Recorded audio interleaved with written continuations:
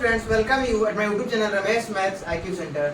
Students, इस video में आपसे बात करेंगे NCERT class 9 chapter 10 circle exercise 10.5 के क्वेश्चन नंबर 8 के बारे में। तो आइए स्टूडेंट्स, क्वेश्चन नंबर 8 पे। क्वेश्चन नंबर 8 है students, if the non parallel sides of a trapezium are equal prove that it is cyclic.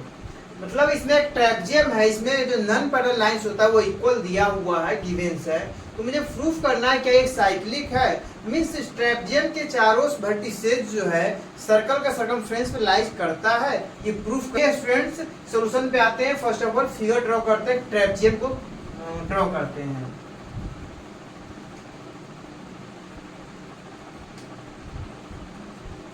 ये स्टूडेंट्स एक ट्रेपेजियम है जिसमें ए B C D,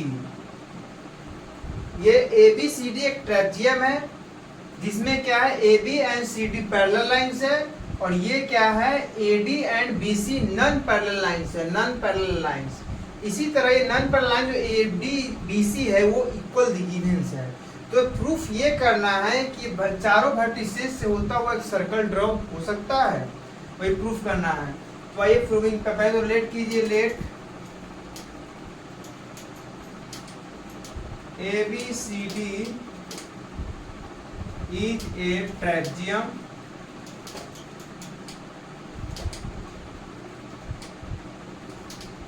in which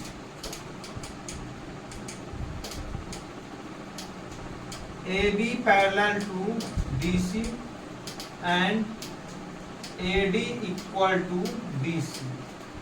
ये गिवेंस है स्टूडेंट्स।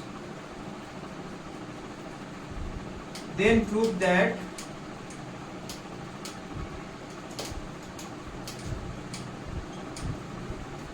ABCD is cyclic। यही cyclic proof करना है।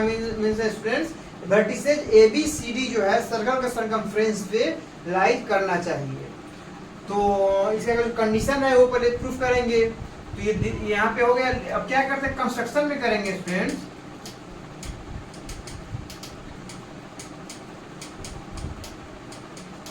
कंस्ट्रक्शन में क्या करेंगे, ए से एंड बी से सी डी जो बेस साइड्स है इसमें परपेंडिकुलर लाइन ड्रॉ करेंगे इस तरीके से।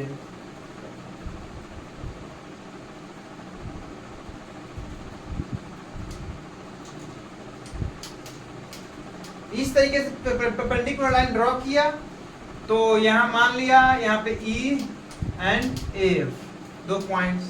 तो लिख कंस्ट्रक्शन में क्या किया students, A E perpendicular to DC and BF perpendicular to DC।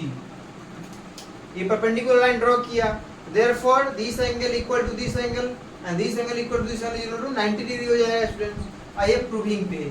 तो प्रूफ में क्या करेंगे, इन triangles ADE and triangle BCF, इन दोनों ट्रायंगल को लिया फर्स्ट ऑफ ऑल स्टूडेंट्स। तो इसमें क्या है, AD is equal to BC। ये क्या है, गिवेंस है। AD is equal to BC, non parallel line sides of trapezium are equal, ये गिवेंस है। लिखिए गिवेन।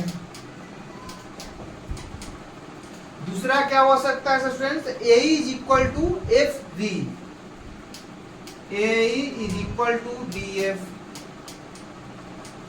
ये क्या है, तो shortest distance between parallel lines है।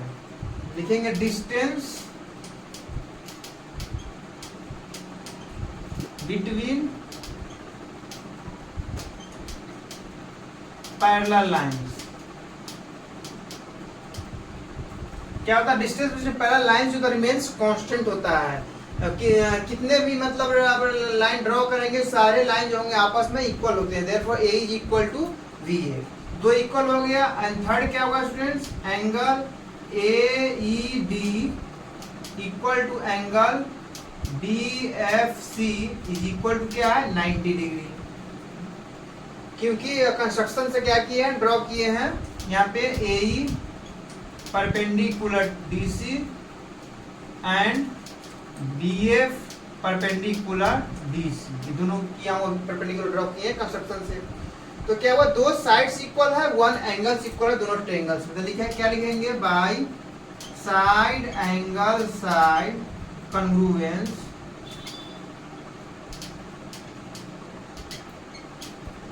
Triangle AED perpendicular to triangle BFC। दोनों ट्रायंगल्स क्या हुआ है स्टूडेंट्स, कॉन्ग्रुएंस हो गया। जब ट्रायंगल्स कॉन्ग्रुएंस हो गया, क्या हुआ, इससे करस्पॉन्डिंग एंगल साइड सभी इक्वल होंगे by CPCT congruence part for congruence triangle. तो लिखेंगे angle D is equal to angle C, angle D is equal to angle C। ये एक इक्वेशन बना, इक्वेशन फर्स्ट मानेंगे इसको। एंड सेकेंड एंगल क्या होगा, angle DAE is equal to angle FBC,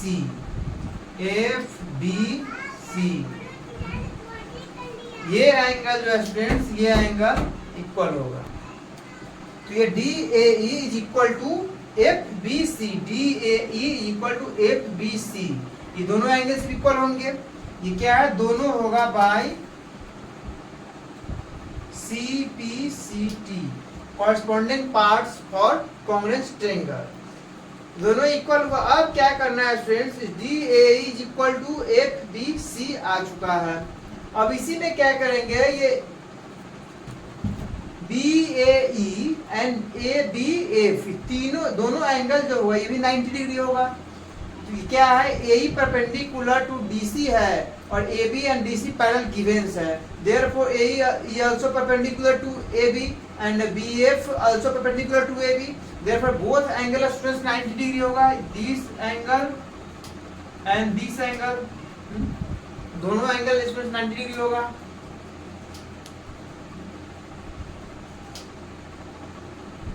तो इसके लिए क्या करते हैं, DAE में BAE ऐड करेंगे एंड FBC में ABF ऐड करेंगे।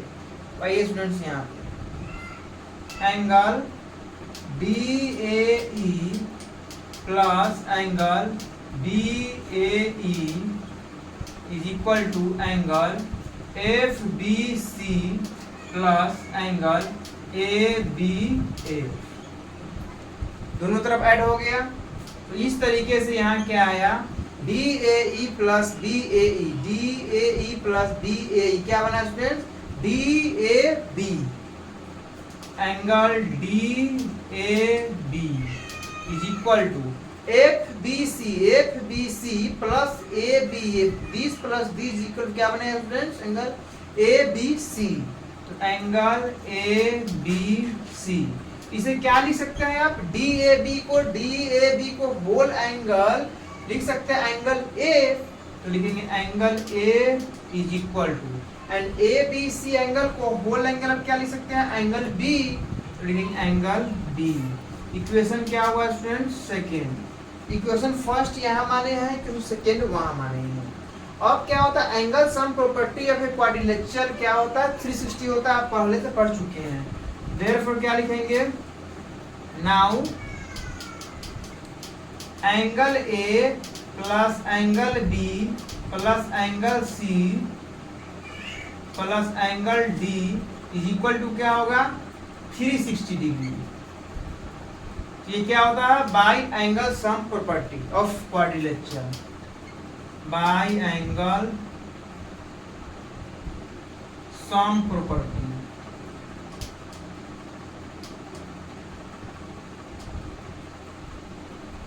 ऑफ क्वाड्रिलेटरल, क्वाड्रिलेटरल का साइन बना दिए। तो इस तरीके से चारों एंगल का सम जो 360 आ गया।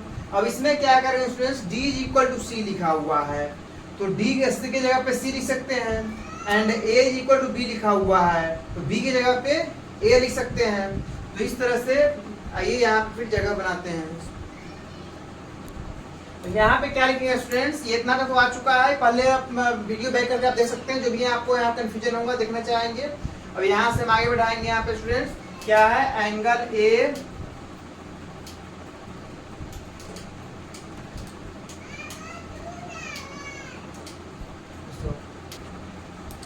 Angle A plus angle B की जगह पे क्या लिख सकते हैं स्टूडेंट्स, तो B is equal to A है, also angle A plus angle C अब प्लस डी की जगह पे क्या लिख सकते हैं, तो सी लिख सकते हैं फिर से, angle C is equal to 360 degree. यहां से क्या हुआ students, 2 of angle A plus 2 of angle C is equal to 360 degree. तो यहां से क्या होगा, angle A 2 into plus angle C, दोनों में से क्या हुआ 2 कॉमन आ गया, is equal to 360 degree.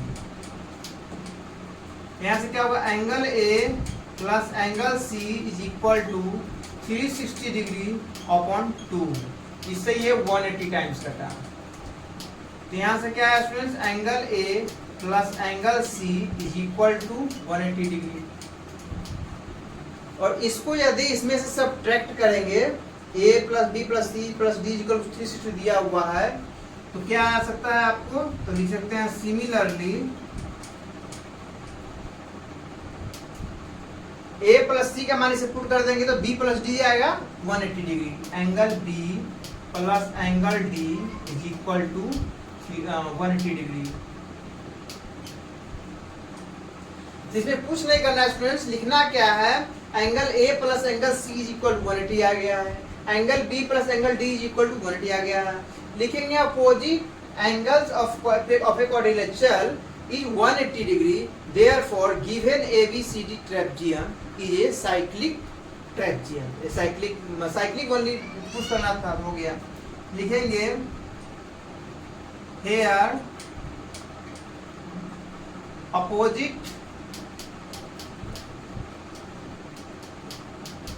angle